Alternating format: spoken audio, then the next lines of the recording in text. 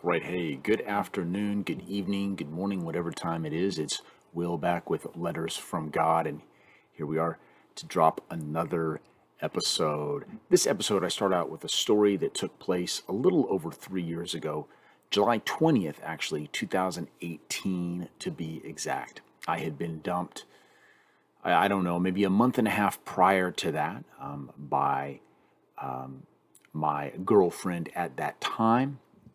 And I dealt with that by deciding that I was going to walk 50 miles in one day. I'm not sure what I expected to get from that. I think I was looking for some sort of encounter with the Lord, and I did indeed have that. The Lord would use that walk in some pretty mighty ways. However, I probably could have gotten the same thing had I just stayed in my apartment and dove in. Is that even a word? Dove in to the word. Anyway, but I am thankful for the opportunity. It was clearly a challenge and one that I can't say I really regret. But anyway, that trek, everything went smoothly. Started off about 1:30 in the morning from Olali Lake. For those of you guys that are up here in Oregon, you know exactly where I'm talking about. At least I think most people do. I believe it's still closed. I'm not sure. It was hit by the fires that we suffered about a year ago, and so I'm not sure if it's open yet or not. I know for a time it was certainly closed, but this is 2018, and so it was wide open. A buddy of mine dropped me off there, and I started walking north on the Pacific Crest Trail to Timberline Lodge, approximately 50.3 miles to the north. Everything was great. I hit my marks. My buddy would meet me at places where the trail would cross the highway. He'd check me out, make sure everything was going okay. He had some water with him. I would refill my water bottles that I was using at the time, and I would then sit down, change my socks, stretch it out a little bit, and get back on the trail. Everything was great, probably all the way through mile 47 or so. I could taste the end, so to speak. The temperature was beginning to drop. I was up in elevation, probably somewhere around 5,000 feet, maybe. I'm not sure how high Timberline is. I believe it's about 6,000. And so things were looking good. I knew that I was going to make it at this point in time, and I felt confident. However, right around, I don't know, maybe mile 47, 48-ish, somewhere in there, I started to get tired. Now, this had happened on a couple of occasions prior to this, and it was pretty simple how I dealt with it. I'd stop, sit down on a tree stump on the side of the trail, whatever the case may be, and I'd grab some food, and I'd go about my business, get some water, and typically within the next 10 or 15 minutes, I would begin to sort of regain that strength back. One of the things that I'll tell you right from the start that I messed up on was estimating or calculating really how many calories I would need to actually walk 50.3 miles. I did do a poor job of that. And later, after looking back on it, I realized that I started having the issues that I was having around this time because my body had been in a kind of caloric deficit for some time, and I wasn't putting in enough to replenish what was being burned. At least that's kind of my amateur analysis of the situation. And so, like I said, right around mile 48, I got tired. I stopped. I grabbed a bite to eat. In this case, it was probably a Cliff Bar and a peanut butter and jelly sandwich. I had, I don't know, maybe 10 peanut butter and jelly sandwiches that I took with me. I had some Cliff Bars and maybe a couple of other things as well. And so I grabbed a sandwich, one of the last ones that I had from this big Ziploc bag, grabbed a Cliff Bar, drank some water, started walking, and realized that my energy and my strength were not coming back to me. In fact, they continued to deplete. It was also around this time that a mild level of soreness became legitimate pain. And if you know the trail, the Pacific Crest Trail, just south, or just, I should say, just before you get to Timberline Lodge, there's a portion of that trail that goes uphill and the soil becomes very sandy. It's very sandy at this point. So it's kind of like walking up a dune, not quite, but something like that. And so here I am. Energy has been depleted. It's not coming back to me. Soreness becomes pain. Pain where? Knees, feet, hips, pretty much everywhere. It was a whole body experience, so to speak. Nonetheless, to bottom line it, I had become weary. I think that's probably one term that we could use, or maybe one of the best terms we could use for that. Weary. And so I eventually did, if you're wondering, did make it to Timberline Lodge. I hobbled in, was sore to the point where I was afraid to sit down for fear that I was not going to be able to get back up. And so I actually made a wrong turn, started hiking up Mount Hood with Timberline Lodge behind me, wondering what the heck was going on. And so anyway, I kind of digress here, but what I ended up doing was I popped out my cell phone. I actually had a great signal up there at Timberline Lodge, checked Google Maps and found out that I had indeed gone off trail. Fortunately, it wasn't very far. I'd only walked about 10 minutes, and 10 minutes at the pace I was going at that time was pretty slow. So there wasn't a whole lot of backtracking that I had to do. But nonetheless, needless to say, 19 and a half hours later, I hobbled in to Timberline Lodge and then proceeded to hobble around for the next couple of days. Anyway, but back to that word weary. I had grown weary. And I think if we look at the Word of God, I think the Bible has much to tell us about how we can look at life when it seems as if we have been overwhelmed to the point of utter exhaustion. Maybe that was a better word. Maybe I should have used that. Utter exhaustion. Or even when everything around seems to have fallen. Those might be two different things for you. They might be one and the same. So I was thinking the other day, if you were in youth group, perhaps in the late 1990s, you might be familiar with the contemporary Christian music group Delirious. That's Delirious with a question mark at the end. Apparently, the question mark is actually a part of their name, an official part of their name. They were also known earlier as the Cutting Edge Band. So I personally wasn't introduced to Delirious until I was probably about 27. So that would have been 2006, 2007. Only about 2 years before they called it quits. I had downloaded 2 of their songs on my just recently purchased iPod. I don't know if you guys remember having an iPod, right? Before the Apple iPhone was, or the Samsung Galaxy or whatever else is out there was popular and really going, when we still had flip phones. In fact, I think at that time I had a Motorola Razr. I still miss that phone. There was the iPod. So I had one of those iPod. I don't remember what they were called. They were about this big. They're about that wide. And I'd plug it into my computer and download music off iTunes that way. No internet connection on that one. No Wi-Fi capabilities there. And so, but like much in the way of tech, cutting edge one day, passe the next.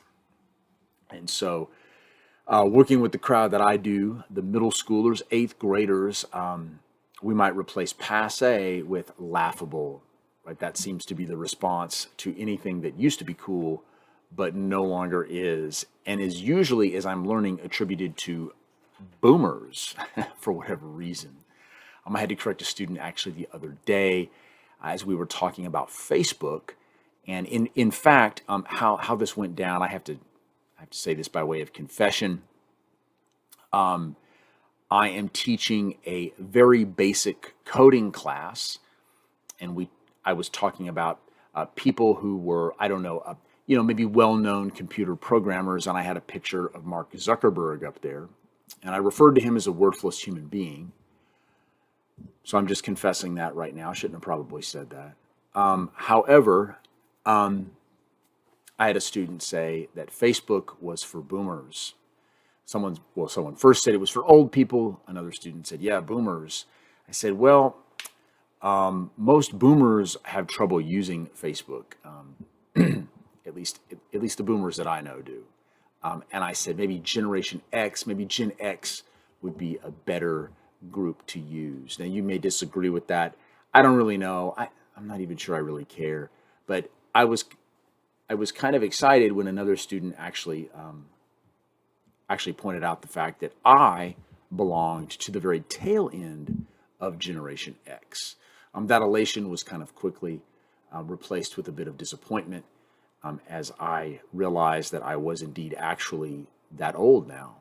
Can you think about that for a second, right? Gen X is actually we're getting to be the old guys, right? The baby boomers are going away, and it's Gen X that's kind of going to become the older generation here, or the oldest generation here, in the not too terribly distant future. Anyway, but I digress again. I should probably just be thankful that I've had the years that I have had. So, Delirious with the question mark. They had a song titled When All Around Has Fallen. You can check it out on YouTube. It's probably still on iTunes. The lyrics go something like this. When all around has fallen, your castle has been burned. You used to be a king here, now no one knows your name. I know you live your life for honor, defender of the faith, but you've been crushed to pieces and no one knows your pain. Come, come, lay your weary head, be still, my friend. Come, rise, I'll place my sword upon your shoulder. Come, rise with me. It goes on to say, when tomorrow has been stolen and you can't lift your head, and summer feels like winter, your heart is full of stone. Though all your hopes have fallen, your skin is now your only armor. Oh, wear your scars like metals, defender of the faith. Oh, come, come, lay your weary head, be still, my friend. Come, rise, I'll place my sword upon your shoulder. Come, come, lay your faithful head, be still, my friend. Come, rise with me. Come and rise with me. I came across this song actually, believe it or not, you probably will believe it after. If you heard the first part of this video, you probably will believe this. But I came across this song actually after, you guessed it, another breakup, and so and it stuck out to me at the time. I had been, at least in my mind, on top of the world coming into that, and it was quite the shock when she did dump me. She probably should have, and she did. And so this is an individual that I've not spoken about in any of my videos, but anyhow, God definitely, He used that breakup like He's used all of them. How will? Well, mainly to push me, to draw me to Himself. Oftentimes for me, relationships were idols, and the Lord was ever gracious in taking them out of my life so that He could have His rightful place front and center. But anyway, I don't intend to give a synopsis and or a critique of the lyrics here. I do kind of wonder about, let's find it here, where he says, when all around has fallen, your castle has been burned. You used to be king here. Now no one knows your name. I mean, if you're walking around thinking that you got a castle and that you're king there, that you're sort of the captain of your own soul, that might be why everything is actually falling down around you in the first place. But like I said, not here to give a critique or a synopsis of the lyrics. But I think for our purposes today, you can see the point clearly enough. And so the chorus in this particular song has always rung especially true, not only back, when was it, 14 years ago when I first came across this song, but I think over the last year and a half as well. But regardless of our opinion or my opinion of Delirious, I don't really have a negative opinion of them from what I know. And how the Lord may or may not have used them and their music. What they write is not God's word. But as we mentioned, God's word has much to tell us about when all around has fallen, or I think more specifically here today, when we have grown weary. Sometimes those two are synonymous with each other. We have grown weary because everything around us has fallen. That thought of things falling down around us, or more specifically, of growing weary, recalls to mind Matthew chapter 11, verses 28 through 30, where we see Jesus saying, "Come to me, all who labor and are weary and heavy laden, and I will give you rest. Take my yoke upon you and learn from me, for I am gentle, or as the King James says, meek. It talks about meekness, and lowly in heart, and you will find rest for your souls. Right? Back to the trail, Timberline Lodge for me 3 years ago. It was 50.3 miles. It was 19 and a half hours.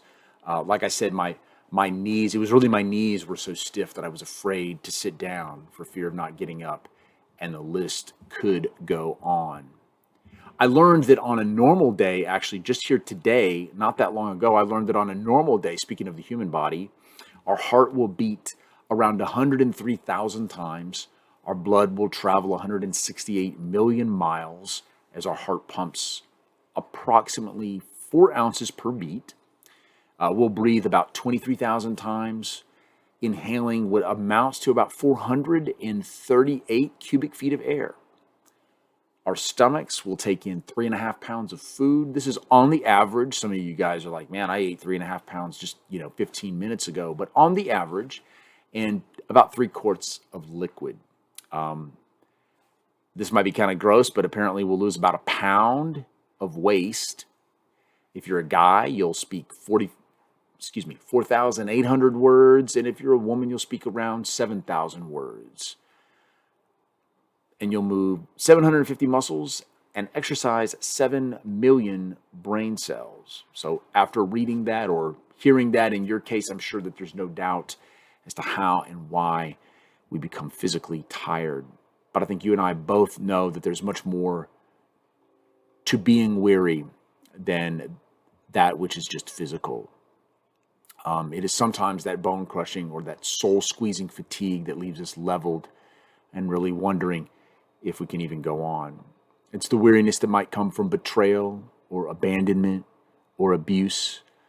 The weariness that enters when our best laid plans fail to come to fruition, or when even after a brief and cursory glance of the world around us, we realize that it has gone mad and that those that are disseminating information under the banner of what is supposed to be truth are really just telling me that 2 + 2 equals anything but 4. And they're doing this not because they believe it, but because they can. Obviously, that gets into some issues wider and deeper and outside the scope of today's video. Maybe we'll touch on some of those in recent. That's not what I wanted to say. We'll touch on some of those shortly. That's what I meant. I had the word recent in my head, and I guess I just had to say it. But there is one in Christ who said, "Come to me, all who are weary." And so if that's you, we are Christians, and you are a Christian, he's speaking to you, he's speaking to me. If we are weary, Christ says to come. I think it's interesting to note that at this point in Matthew's gospel, Israel has really issued what amounts to kind of a flat-out rejection of his invitation to make him king. And here in chapter 11, Jesus is really no longer speaking directly to the people of Israel, but to individuals personally. And so I think that's interesting. When I think about who I might want to call out, to come to me, I don't know that I would pick the weary and the heavy laden, those whose backs are breaking underneath the burden of life. I would probably want to pull around me people who are successful, people who are just bubbling over with joy, people who are prosperous, but not Jesus. He invites the weary and the heavy laden. And so this personal invitation Jesus extended to people individually, right, as the nation rebelled against him corporately. Anyone who is weary, Jesus says, come to me, right? These are my people. You are my people, you who are weary, you who are heavy laden. And I think that should, at the outset, give us great comfort if it is weary that we are right now. And I think many of us are for many different reasons, especially now, especially over the last year and a half. And I don't have to spell out for you guys what that's involved. I'm sure each and every one of you out there has been affected in some way and to some degree by the events of the last year and a half. And so what events are Are those well, I mean, if you really want me to say them, obviously we have the coronavirus, we have lockdowns, we have masks, we have vaccine mandates, and the many opinions and the much back and forth that is associated with those. I say back and forth, but really it's people shooting at each other. Not physically, not yet, but who knows where all that might go in the end. Again, not here to talk about that, perhaps in the future. So we should note here that in Jesus' command to come to him, there are no qualifiers, right? There's no admonition to also go to church. Hey, make sure you take meticulous notes while you listen to the sermon. He doesn't instruct us to go clean ourselves up, making sure that we're free of faults, that we're spotless, that we're without blemish, that we have it all together emotionally, physically, whatever the case may be. No, Jesus' command is simple and unqualified. It is simply to come to him. Who is coming to him? All who labor. Well, what causes us, we might ask, to grow weary as we labor? So just over a week ago or so, I dropped a video talking about this very subject. If you haven't seen it, give it a click somewhere up here. But for our purposes today, I think that Exodus chapter 5 provides some further insight into this matter of growing weary as we labor. So the people of Israel at this time were in Egypt. 400 years earlier, they had left the promised land due to famine, and they had headed south to Egypt, where there was, well, food. They lived there for a while. They enjoyed the abundance and the prosperity of the land. But the situation changed when a new Pharaoh came into power. He came on the scene. He looked at the Jewish people with disdain. He said, we've got to control these people. How? Well, he enslaved them. And so for hundreds of years, the people of God were enslaved by the Egyptians. They were breaking bricks in this blazing hot sun for the construction of whatever it was that Pharaoh had them building.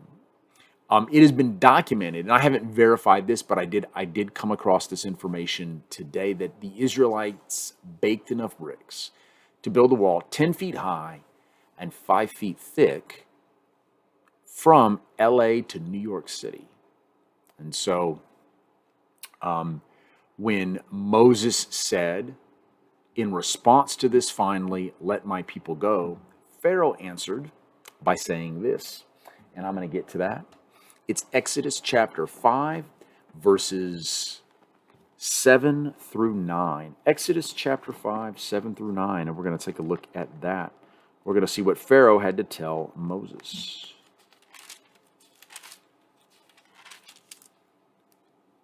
He says, you shall no longer give the people straw to make bricks, as in the past. Let them go and gather straw for themselves. But the number of bricks that they made in the past you shall impose on them. You shall by no means reduce it, for they are idle. Therefore they cry, let us go and offer sacrifice to our God. Let heavier work be laid on the men, that they may labor at it and pay no regard to lying words. So Pharaoh wasn't having any of it. He actually made their work even greater. Oh, you want to go? Well, I'll just work you all the more. So the Hebrew word in verse 9 here that's translated as labor has the same meaning as the Greek word that's translated labor in the text that we're looking at in Matthew chapter 11. And I think that there's a kind of a connection here to be made in examining these two chapters, one in the Old Testament and one in the New. So here's what I'm getting at. Egypt, as we read of it in the Old Testament, is a picture of the world. And how many of us out there, guys, can ever say or have ever said that we felt stuck in the world, right? Sojourners in a foreign land, trying to faithfully run the race, but growing faint. Maybe we too, just like the nation of Israel, find ourselves endlessly making bricks for Pharaoh under the blazing hot sun. Not a literal Pharaoh necessarily, right? Not Pharaoh as we read about him here in Exodus, but a boss, a worldly system, whatever the case may be. Sometimes it's our own dreams, our own desires that prove to be the stern taskmasters. And so either figuratively or literally, we could be speaking here.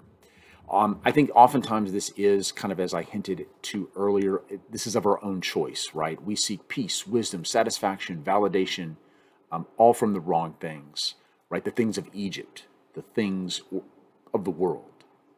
And as is usually the case, that thing that we thought would bring peace or comfort or satisfaction, that thing that we thought was going to be so amazing and so wonderful, has now just become like Pharaoh, right?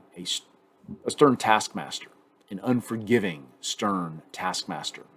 And in the end, we are left even more empty and void, or feeling more empty and void than we were before we engaged in whatever it is that we're trying to hustle at.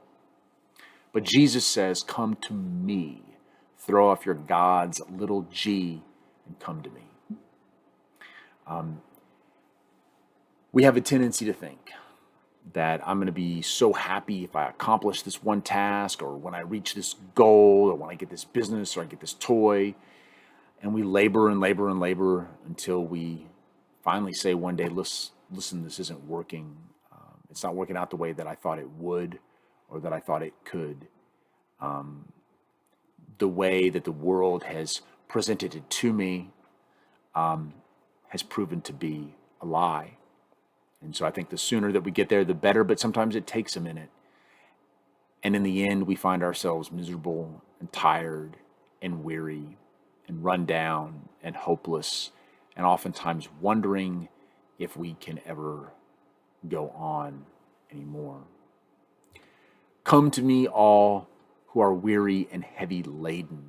So we are to come to Jesus, all who are weary and all who are heavy laden. And so what does it mean to be heavy laden? I think Isaiah, the first chapter of Isaiah in verses 4 through 6, provides some insight for us on this one. So I'll turn there. We're going to go ahead and read Isaiah chapter 1, verses 4 through 6. If you're wondering, I'm reading from the ESV, if that matters to you. All right, chapter 1, verses 4 through 6. Here's what the Word of God says. Sinful nation, a people laden with iniquity, offspring of evildoers, children who deal corruptly. They have forsaken the Lord. They have despised the Holy One of Israel. They are utterly estranged. Why will you still be struck down? Why will you continue to rebel? The whole head is sick, and the whole heart faint. From the sole of the foot even to the head, there is no soundness in it, but bruises and sores and raw wounds. They are not pressed out or bound up or softened with oil. So while it may be the pharaohs of our life that are cracking the whip, driving us to work, it's oftentimes our own sin, sometimes in choosing those pharaohs or choosing those little g gods to fill the void that only Christ can, to bring the peace that only Christ can, the comfort that only Christ can. Ultimately, that is indeed sin. And it is that sin that oftentimes makes us heavy laden. Can make us weary too, right? Chasing after the wind, though, working for the world, it is a form of sin, like I said. And if that stings, if conviction has begun to set in after maybe doing a quick little analysis or examination of your own life, listen, don't despair, guys. Don't despair. You indeed are not alone. In fact, we can go to King David in the Psalms to hear what he has to say about being heavy laden from his own sin, as a result of his own sin. And so Psalm 38, verses 3 through 8 is where we're going to go here. Psalm 38, 3 through 8. And here's what David says. There is no soundness in my flesh because of your indignation. There is no health in my bones because of my sin. For my iniquities have gone over my head. Like a heavy burden, they are too heavy for me. My wounds stink and fester because of my foolishness. I am utterly bowed down and prostrate. All the day I go about mourning. I wonder if that sounds familiar to any of you guys. It certainly does to me. For my sides are filled with burning, and there is no soundness in my flesh. I am feeble and crushed. I groan because of the tumult of my heart. So sin will make you tired, right? I think that's very clear. Sin can make you actually sick as well. Let's not forget that. But what does Jesus say? He says, listen, whether you've been seduced and sucked in by Pharaoh's mentality, whether you've been working for the world and finding it to be nothing but bricks and weariness and pain and suffering, or whether you've been heavy laden with your own sin, weighed down, bowed down, laid prostrate, like David said, by your own sin, Jesus says, hey, regardless, come to me. Come to me. Come to me for what? Well, come unto me all that are weary and heavy laden, and I will give you rest, says Jesus. And is that not indeed what we all want when we are in this point? So we might wonder at this point again, take my yoke upon you, says Jesus. How does this play in, right? We might well, let me backtrack. We might wonder how he is going to give us rest, right? Well, Jesus says, take my yoke upon you. Now, for some of us, that may not sound like too much rest, but I think we need to understand the analogy and how this works out. At the time, Jesus' audience would have probably had a very clear and vivid picture of what he was talking about. A yoke was designed in such a way where you could have at least two animals, oxen, from what I understand. It was designed in such a way where you'd have a lead ox and then you'd have one that would follow it. And that lead ox, due to the design of the yoke, would always pull the greater weight. And so that's essentially what Jesus is getting at, right?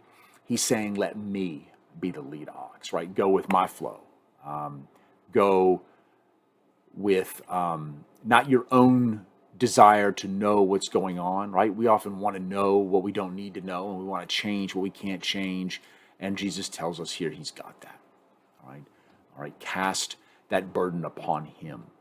Okay, let him pull that weight while we follow. To take from John 15, we abide in the vine, to use a different bit of imagery there. And so I think it's safe to say that in going our own way, we oftentimes run into some relatively perilous and difficult situations, oftentimes bringing pain, being heavy laden, and growing weary. There's a story that I read today, actually, of a battleship in the Atlantic Ocean, supposedly off the northern coast of Maine. I don't know if this is actually true or not. I haven't done that research, but it serves our purposes here in illustration. And so anyway, one night they're out there, they're on the seas, it's pretty stormy, and the commander of this battleship was notified that there was a light ahead. And so it was believed this light was an oncoming vessel. And so they signaled to this, what they thought was an oncoming vessel, to change the course 10 degrees. And so, but a light flashed back saying, hey, you change your course 10 degrees. And this goes back and forth here a couple of different times. They have a couple of different exchanges. This captain gets more and more sort of, upset, I think is the right word, right? He kind of becomes incensed because this, what they think is a vessel, is refusing to change course. In fact, he says, change your course 10 degrees to the west. I'm an admiral, right? So he's a big wig, right? This guy's got some power. And so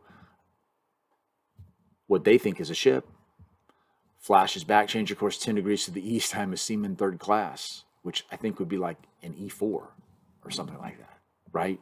So enlisted E4, Admiral O10 or whatever it is. You can't get any higher than that. And you can almost get no lower than a seaman third class. Obviously, this commander is getting more and more, this admiral is getting more and more incensed as time goes on. He says, change your course 10 degrees to the west. I am a battleship. And then the message came back, change your course 10 degrees to the east. I am a lighthouse. So in going our own way, we risk the same thing, right? Being dashed upon the rocks. And I think instead of demanding that we go our own way, Jesus offers a better way, his way. He says, learn of me, for I am meek, at least in the King James, meek and lowly in heart. In the ESV, it is, for I am gentle and lowly in heart. King James is meek, ESV is gentle. And so we should note here that Jesus did not point to his majesty or his might or his power or his prominence or his prestige or even the fact that he was God, but he instead pointed to his meekness, right? He said, what you learn of me, what you discover when you learn of me is going to refresh you, for I am meek. And we might ask, what is meekness? Is meekness weakness? It is indeed not. The best description I've heard or definition I've heard is that meekness is strength under control. And so what is the result of all of this? The result of all of this is that you and I will find rest for our souls. In a world that has gone completely mad, I think it's pretty safe to say that. I believe that the words of Christ here in Matthew chapter 11 are great comfort. It is so easy to grow weary. It is so easy as the enemy roams to and fro, seeking to devour, seeking to deceive, seeking to manipulate. It can be, if we are not careful, so easy to fall into the sin which will bow us down, which will leave us heavy laden. And I think Jesus' words are both a great comfort and an encouragement. That when we find ourselves weary, beaten down by life, not knowing how much longer we can do whatever it is that we're doing, it is a comfort to know that we don't have to have it together, that if it's our sin that's gotten us there, that we don't need to have all that fixed ahead of time. We just simply need to come. Come, all who are weary and heavy laden. Learn from me. We seek wisdom in many things, many things. Counselors, not dogging counselors necessarily, but counselors and books and self-help programs and preachers that stand up there and tell us we can live our best life now and sell millions and millions of dollars worth of books because they've tickled men's ears. I mean, we seek wisdom all over the place, sometimes everywhere but from the Lord. But I think only true wisdom, the only true wisdom that is out there, is going to come from drawing close, from coming to the Lord. It is found in Christ and Christ alone. All of this, I think, guys, should be a great comfort for us, no matter what we are facing now, no matter what we have faced in the past, and no matter what may happen in the future. We know that we can come to Christ and find rest for our souls. I hope you guys have a blessed week, a blessed day, whatever the case may be. And I look forward to connecting with you guys soon, perhaps in about another week. And we will go from there. All right, guys. Until next time, see ya.